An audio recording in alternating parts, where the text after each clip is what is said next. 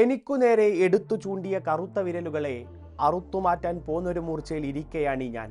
Michael കാരിക്കിന്റെ രണ്ടാം വരവിലെ ഓരോ മത്സരം കഴിയുമ്പോഴും യുണൈറ്റഡ് ആരാധകരുടെ ഉള്ളിൽ ഒരുപക്ഷെ മുഴങ്ങിക്കേൾക്കുന്നത് ഈ ഇരടിയായിരിക്കണം. ഒന്ന് കാലിടറിപ്പോയപ്പോൾ മൂർധാവിൽ ചവിട്ടിത്താഴ്ത്താൻ ഓങ്ങിയവരോടായി കാരിക്കും പിള്ളേരും പറഞ്ഞു വെക്കുന്നത് ഇങ്ങനെ: ചെകുത്താന്മാരെ, അധികകാലമൊന്നും ആർക്കും എവിടെയും തളച്ചിടാനാവില്ല.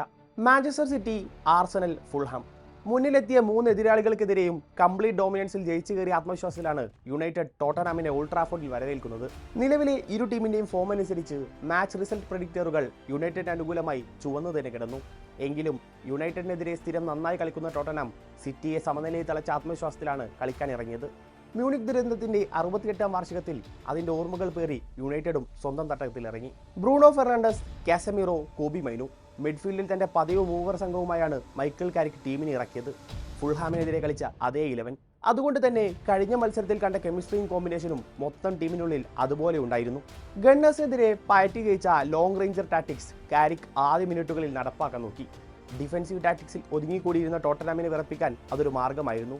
ബ്രൂണോയുടെ പാസ് സ്വീകരിച്ച കാസമിറോ തന്റെ വലങ്കാലം കൊണ്ടൊരു ഷോട്ട് വായിച്ചു. ഏതാണ്ട് 35 വാര അകലെ നിന്നുമുള്ള ഒരു ബുള്ളറ്റ് ഷോട്ട്. ടോട്ടനമിന്റെ മൊത്തം ഡിഫൻസ് നോക്കുകുത്തിയായി നിന്നപ്പോൾ ഗോൾ കീപ്പർ വിക്കാരിയോ അതെങ്ങനെയോ തട്ടിയകറ്റി. വരാനിരിക്കുന്ന ഒരു വെടിക്കെട്ടിന്റെ വെറും ഒരു സാമ്പിളായിരുന്നു കാസമിറോയുടെ ആ ഷോട്ട്. ഡാലോട്ടിന്റെ സ്ക്വയർ പാസിനെ ഒരു ലോങ് റേഞ്ചറിലൂടെ കുഞ്ഞ പോസ്റ്റിലേക്ക് വഴിതിരിച്ചു വിട്ടു. പക്ഷേ ടോട്ടനാമിന്റെ ഭാഗ്യമെന്നോണം നേരിയ വ്യത്യാസത്തിൽ പന്ത് പുറത്തേക്ക് പോയി. തൊട്ടു പിന്നാലെ കാസമിറോക്ക് മേൽ ഒരു അനാവശ്യ ഫൗൾ നടത്തിയതിന് ക്രിസ്ത്യൻ റൊമേറോ ചുവപ്പ് കാർഡ് കണ്ടു. ക്ലോക്കിൽ അരമണിക്കൂർ തികയും മുമ്പ് 10 പേരിലേക്ക് ചുരുങ്ങിയ ടോട്ടനാമിനെതിരെ അതോടെ യുണൈറ്റഡ് പദ്ധതികൾ മാറ്റി പരീക്ഷിച്ചു. 10 മിനിറ്റ് ഇടവേളയിൽ അത് വലം കണ്ടു. ബോക്സിന്റെ വലതുവശത്തു നിന്നും ഒരു കോർണർ. ബ്രൂണോ ഫെർണാണ്ടസ് കിക്ക് എടുക്കാൻ ഒരുങ്ങുമ്പോൾ ബോക്സിൽ യുണൈറ്റഡിന്റെ 6 താരങ്ങളുണ്ട്. എംബ്യൂമോ, അമാദ് ഡിയാലോ, ഡീഗോ ഡാലാട്ട് എന്നിവർ ബോക്സിന് പുറത്തും. പതിവ് ശൈലിയിൽ ബോക്സിന്റെ ഒത്ത നടുവിലേക്ക് പറന്നിറങ്ങുന്ന ഒരു ബോൾ പ്രതീക്ഷിച്ചിരുന്ന ടോട്ടനമിന് പക്ഷേ തെറ്റി. കാരിക്കിന്റെ ബുദ്ധിയും ടീമിന്റെ കോർഡിനേഷനും ഒരേ ഫ്ലോയിൽ വർക്കായപ്പോൾ ഓൾഡ് ട്രാഫോർഡ് സാക്ഷ്യം വഹിച്ചത് ഒരു ബ്രില്യൻ സെറ്റ് പീസിനായിരുന്നു. കിക്ക് എടുക്കാൻ ബ്രൂണോ ഒരുങ്ങിയതും മൈനു ഗോൾ കീപ്പർ വിക്കാരിയോക്ക് പിന്നിലൂടെ ഓടി ഫസ്റ്റ് പോസ്റ്റിൽ നിലയുറപ്പിച്ചു. ആരാലും മാർക്ക് ചെയ്യപ്പെടാൻ നിന്ന താരം പന്ത് റിസീവ് ചെയ്ത ഉടനെ ബോക്സിന്റെ എഡ്ജിലേക്ക് മറിച്ച് നൽകി. കൃത്യമായി അതിലേക്ക് ഓടിയെത്തിയ എംബ്യൂമോക്ക് തന്റെ ഇടംകാലം കൊണ്ട് പ്ലേസ് ചെയ്യേണ്ട പണിയേ ഉണ്ടായിരുന്നുള്ളൂ.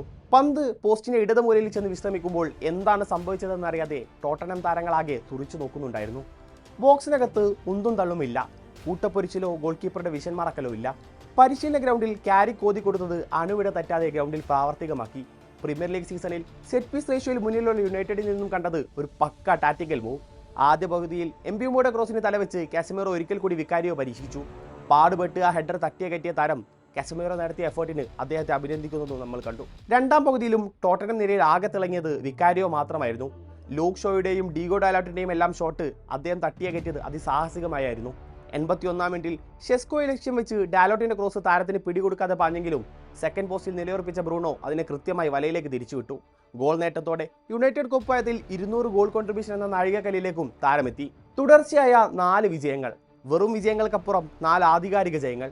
ഒരു മോശം തുടക്കത്തിന് ശേഷം യുണൈറ്റഡ് തിരിച്ചുവരേണ്ട ട്രാക്കിലേക്ക് കയറുമ്പോൾ ലണ്ടനിൽ മറ്റൊരു ടീമും അതേ പാതയിലാണ്. ലിയാം റൊസൈനറിന്റെ ചെൽസി.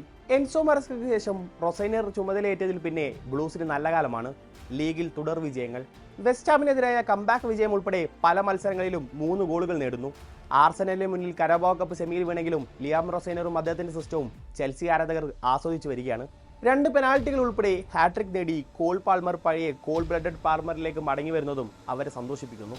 ഒരു 100 മീറ്റർ സ്പ്രിന്റ് റേസ് പോലെയാണ് നിലവിലെ പ്രീമിയർ ലീഗിലെ ചാമ്പ്യൻസ് ലീഗ് പോട്ടിനായുള്ള പോരാട്ടം. എല്ലാ ടീമുകൾക്കും ഓരോ വിജയവും ഓരോ പോയിന്റും അതിനിർണായകമാണ്.